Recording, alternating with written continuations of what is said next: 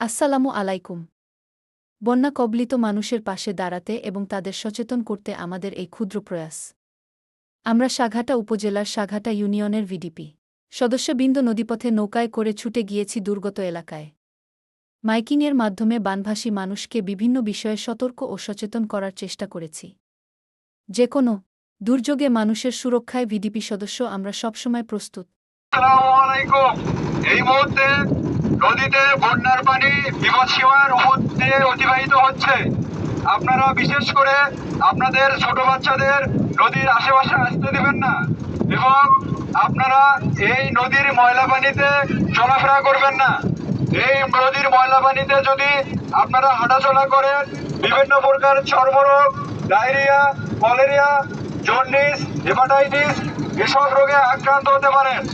এই জন্য আপনারা এই নদীর ময়লা পানিতে চলাফেরা করবেন না এবং আপনাদের রান্না করা পানি, খাবার প্লেট, বাসন এসব নদীর পানিতে ধোবেন না।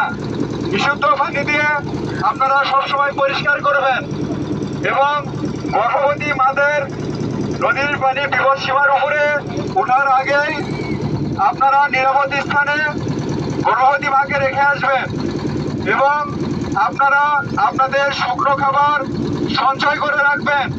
যদি নদীর পানি আপনার বসত বাড়িতে উঠে যায় তাহলে যেন আপনারা এই শুকনো খাবার খেতে পারেন।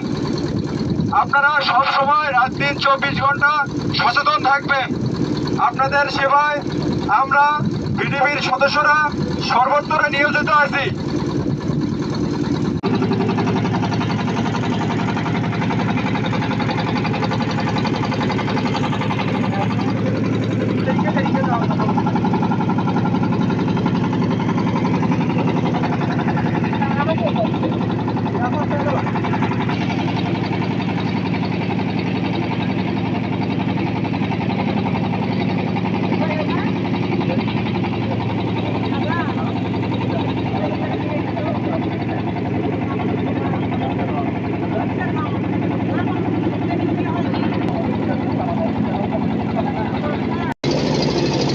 আপনাদের পাশে আনসার ভিডিপি সদস্য সর্বক্ষণ 24 ঘন্টা নিয়োজিত আছে থাকবে।